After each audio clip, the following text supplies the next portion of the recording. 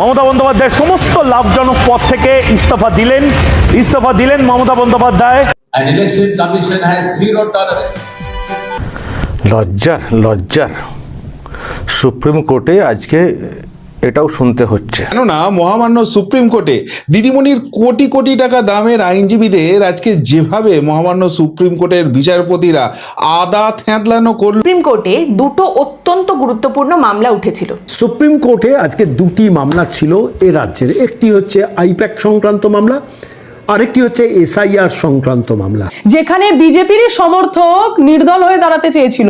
দুদিন দুর্গাপুরে বিজেপির সাংগঠনিক বৈঠক হয়েছে। এই বৈঠকে মূলত গুরুত্ব দেওয়া হয়েছে আসন্ন নির্বাচনে বিজেপি কোন রণকৌশলে এগোবে। আজকে বিজেপির কয়েকটা স্ট্র্যাটেজি নিয়ে সরাসরি আপনাদের সঙ্গে আলোচনা করব। আপনার পশ্চিমবঙ্গে এবার zero tolerance, free and fair election করার জন্য যা যা করার দরকার সবটাই করবে জাতীয় নির্বাচন কমিশন। জ্ঞানেশ কুমার কলকাতায় সাংবাদিক সম্মেলন করে জানিয়ে দিয়ে গেছেন যে একমাত্র পশ্চিমবঙ্গ ছাড়া কোথাও কোনো সমস্যা হচ্ছে না, সব জায়গাতেই এসআইআর স্মুথলি হচ্ছে, শুধুমাত্র পশ্চিমবঙ্গে যতগুলো দেখে দিল এত খুশ আমার বহু দিন হয়নি। আসলে দিদিমণি ভেবেছিলেন যে তিনি যেভাবে আইনের শাসন না মেনে এখানে জোর করে দাদাগিরি চালান, শাসকের আইন চালান। 12টি রাজ্যে এসআইআর চলছে, শুধুমাত্র পশ্চিমবঙ্গের বিষয় নিয়ে শুধুমাত্র সুপ্রিম কোর্টে বারবার যাচ্ছে রাজ্য সরকার। সুপ্রিম কোর্টে এসআইআর সংক্রান্ত মামলায় একাধিক আইনজীবী দাঁড়িয়েছিলেন, তার মধ্যে খুবই সিরিয়াস, খুব গুরুত্বপূর্ণ মামলা। একটা হচ্ছে এসআইআর মামলা এবং আরেকটা হচ্ছে ইডি বনাম মমতা বন্দ্যোপাধ্যায়ের মামলা। ইডি রেড করছিল, মমতা বন্দ্যোপাধ্যায় টক করে সেখানে চলে গেছেন, সেই নিয়ে মামলা। মমতা বন্দ্যোপাধ্যায় বিজেপি বিরোধী বলে বিজেপির লোকেরা বারবার মমতা বন্দ্যোপাধ্যায়ের দলের দিকে আঙুল তুলছেন, না এরকম ব্যাপারটা নয়। আমাদের জানা প্রয়োজন, কারণ এবার বিজেপি জেতার জন্য প্রস্তুত, একদম জেতার জন্য তৈরি এবং লড়াইয়ে কোনো খামতি দেবে না। আপনারা দেখেছেন যে বিজেপি প্রথমেই তৃণমূলের আগে তাদের প্রার্থী ঘোষণা করে দিয়েছে এক দফা। এবার আজকের যে বাংলার মিডিয়া, সেখানে বড় খবর যে ভোটের দিন কবে ঘোষণা হবে সেটাও ঠিক হয়ে গেল। এটা বাংলার মিডিয়ার কাছে বড় খবর হতে পারে, আমাদের কাছে বড় খবর নয়। যারা আমার প্রতিবেদন দেখেন তারা জানেন যে আমি গত 1 মাস ধরেই মোটামুটি মহামান্য সুপ্রিম কোর্টেও সেটা চালাবেন। তার ফলে এই রাজ্যের জনগণ বলুন, এই রাজ্যের প্রধান বিরোধী দল বিজেপি বলুন, বা এই রাজ্যের মহামান্য কলকাতা হাইকোর্ট বলুন, সকলেই এদের বদমাইশিটা বুঝে গেছে এবং সেখানে গেলে রীতিমতো আইনের চর থাপ্পড় সবসময় এরা খেয়ে থাকে।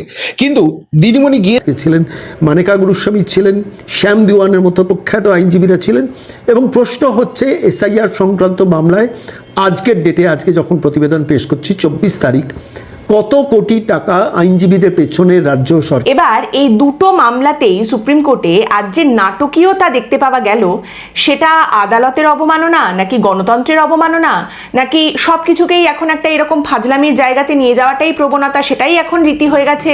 সেই বিচার বিবেচনা পদত্যাগ করলেন মমতা বন্দ্যোপাধ্যায়, নিজের সমস্ত অফিস অফ প্রফিট বা লাভজনক পদ থেকে মমতা বন্দ্যোপাধ্যায়ের পদত্যাগ। মমতা বন্দ্যোপাধ্যায় সমস্ত লাভজনক পদ থেকে ইস্তফা দিলেন মমতা বন্দ্যোপাধ্যায়। স্বাস্থ্য দপ্তরের থেকে ইস্তফা দিলেন মমতা বন্দ্যোপাধ্যায়। গণ্ডগোল, প্রধান বিচারপতি উনি একটা আর্টিকেল দেখেছেন, পড়েছেন, তো সেখানে এটা দেখেছেন যে অনেক জায়গাতে এসআইআর হচ্ছে, সত্যিই মানে পশ্চিমবঙ্গ সহ মোট 12টা জায়গা, রাজ্য এবং কেন্দ্রশাসিত অঞ্চল মিলিয়ে। তারপর দ্বিতীয় দফা ঘোষণা হয়েছে, আজকালের মধ্যে তৃতীয় দফা অর্থাৎ সম্পূর্ণ ঘোষণা হয়ে যাবে। তৃণমূল তাড়াহুড়ো করে বেশ কয়েকটা অর্থাৎ 294 আসনে এই প্রার্থী ঘোষণা করেছে আগে ভাগে। তাতে কি দেখা যাচ্ছে যে বেশ কয়েকজন প্রার্থী তাতে দাগই দেখা যায়। বলে আসছি কবের মধ্যে ভোট হতে চলেছে বা ভোট কবে ঘোষণা হবে। 7 দিন আগে আমি বলে দিয়েছি 16ই মার্চ সোমবার ভোটের দিনক্ষণ ঘোষণা হবে এবং 17ই মার্চ থেকে আদর্শ আচরণবিধি চালু হয়ে যাবে, নোটিফিকেশন জারি হয়ে যাবে, অর্থাৎ নমিনেশনের দিন ফিক্সড হয়ে গেল। এবার প্রশ্ন হচ্ছে ক দফায় সেটা আপনাদের হাতে ছেড়ে দিলাম, আপনারা করবেন। এবার দেখুন এই মামলা দুটোয় আজ কি হয়েছে সেটা বোঝানোর 3টে ধরন হতে পারে। এক হচ্ছে একদম 2 লাইনে বোঝানো যেতে পারে যে এই দুটো মামলায় কি কি হলো, যেটা আমি আপনাদের বোঝাবো। এরপর যদি আপনাদের মনে হয় যে না আরেকটু শুনতে হবে, আরেকটু সরকারের ভাড়ার থেকে খরচা হলো। আমি এই প্রশ্নটা প্রতিদিন করি, যা বাংলার তথাকথিত প্যান করা ঘণ্টাখানেক মিডিয়া সেটা নিয়ে একটি শব্দ উচ্চারণ করে না, কিন্তু বাংলার মানুষের হয়ে কথা বলা দরকার বলে আমি আজকে এই তথ্যটা তুলছি। শ্যাম দিওয়ান, মানেকা গুরুস্বামী এবং ব্যাচ অফ অ্যাডভোকেটস, একাধিক অ্যাডভোকেটস, আমি নাম বলতে পারি 12টি জায়গাতে এসআইআরের নোটিশ করা হয়েছিল। তো বাকি সব জায়গাতে স্মুথলি হয়ে গেছে, হয়ে যাচ্ছে। শুধুমাত্র যত গন্ডগোল দেখছি পশ্চিমবঙ্গে, মানে ওই আর্টিকেলে উনি দেখেছেন।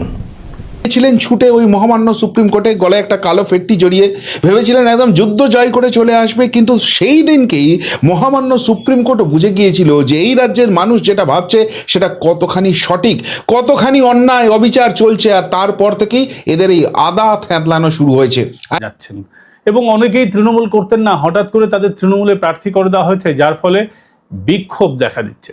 বিজেপিতে যে বিক্ষোভ হচ্ছে এমনটা নয়, কিন্তু বিজেপির বিক্ষোভটা হচ্ছে সাংগঠনিক। অনেকের মনে আশা ছিল, তারা হননি, তারা দলের কাছে আবদার আবেদন করছেন, নিবেদন করছেন, এইটুকুই।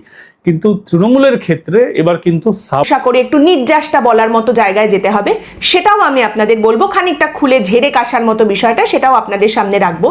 কিন্তু তারপর যদি আপনাদের মনে হয় যে না, আপনি আরো ডিটেলে শুনতে চান, একেবারে ভেজর ভেজর করে অনেকটা ডিটেলে অনেকক্ষণ ধরে লাইন বাই লাইন শুনতে চান, সেটা আমি করব না। কারণ দেখুন, তখন যখন ওটা বলছেন একেবারে তো পর্দা ফাঁস হয়ে যাচ্ছে না পুরো দেশের সামনে, তখন কল্যাণ ব্যানার্জি আবার একটা এক্সকিউজ দেওয়ার চেষ্টা করছেন। যখন বলা হচ্ছে যে এমনকি ওইসব রাজ্যে অনেক বেশি নাম কাটা গেছে, অনেক বেশি নামকে ডিলিট করতে হয়েছে, তার সত্ত্বেও ভোট হবে। আজকে যেটা আমরা জানতে পারলাম যে 16ই মার্চ সোমবার জাতীয় নির্বাচন কমিশনার জ্ঞানেশ কুমার ভোটের দিনক্ষণ ঘোষণা করবেন। শুধু পশ্চিমবঙ্গে নয়, তিনি আরো বাকি যে রাজ্যগুলোতে ভোট হবে, বাকি যে 4 রাজ্য তামিলনাড়ু, কেরল, অসম এবং পন্ডিচেরি, আপনারা জানেন পশ্চিমবঙ্গ ছাড়াও আরো 4 রাজ্য।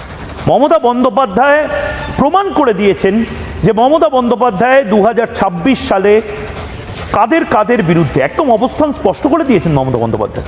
এবং যারা বলেন যে মমতা বন্দ্যোপাধ্যায় সংখ্যালঘুদের পক্ষে, একেবারেই নয়, মমতা বন্দ্যোপাধ্যায় সংখ্যালঘুদেরও বিরুদ্ধে। তার কারণ এর আগে না, একাধিক অ্যাডভোকেটস দাঁড়িয়েছিলেন এসআইআর সংক্রান্ত মামলায়। কত কোটি টাকা রাজ্য সরকার তাদের আইনজীবীদের ফিস মিটিয়েছেন। কোনো তথাকথিত সিদ্ধারাওলা সংবাদ মাধ্যম এটা নিয়ে প্রশ্ন করে না কেন?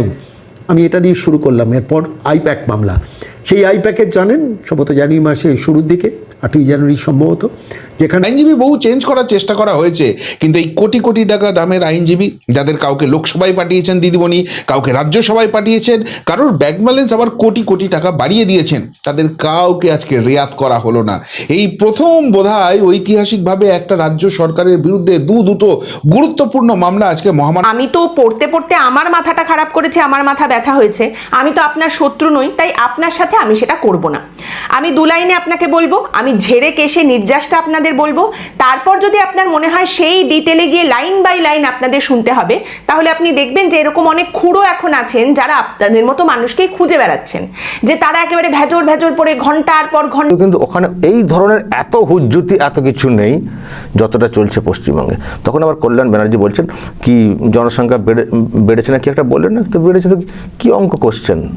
জনসংখ্যা যে বেড়েছে এবং যে সংখ্যা মানে বাদ গেছে, আমাদের বাংলাতে যেটা মানে জনসংখ্যা মানে হয়েছে, এখানে তো জনসংখ্যা বৃদ্ধির তো অন্য ব্যাখ্যা আছে। তো দাঁড়িয়ে আইপ্যাকের অফিস এবং বাড়িতে যখন ইডি রেড হয়েছিল, মমতা বন্দ্যোপাধ্যায় গিয়েছিলেন, সঙ্গে গিয়েছিলেন মনোজ ভার্মা, সঙ্গে গিয়েছিলেন চিফ সেক্রেটারি নন্দিনী চক্রবর্তী, সঙ্গে গিয়েছিলেন রাজীব কুমার, এবং সেই সংক্রান্ত ব্যাপারে পরিষ্কারভাবে ইডি মামলা করেছেন, ইডির অফিসিয়ালসরাও মামলা। যে সময় ভোট হবে তামিলনাড়ু, কেরল, অসম, পন্ডিচেরি, এখানেও 5 রাজ্যের ভোটের দিন ঘোষণা হবে। এবং তামিলনাড়ু, কেরল, অসম, পন্ডিচেরি, যেটুকু আমাদের আশা, একটা দিনই ভোট হয়ে যাবে, কারণ সেখানে ভোটের পরবর্তী হিংসা, পূর্ববর্তী হিংসা বলে কোনো ঘটনা নেই।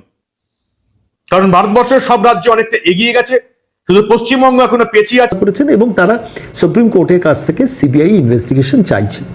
রাজ্য সরকার স্বাভাবিকভাবে সেটাকে ডিফেন্ড করবেন। রাজ্য সরকারের আইনজীবী কে ছিলেন, আজকে সুপ্রিম কোর্টে সওয়াল করেছিলেন 2 জন, অন্তত অ্যাপারেন্টলি আরও কেউ করে থাকতে পারেন, আমি যতটুকু নজরে পড়েছে। কপিল সিবাল সওয়াল করেছেন, দীর্ঘ সওয়াল করেছেন, কল্যাণ ব্যানার্জি সওয়াল করেছেন।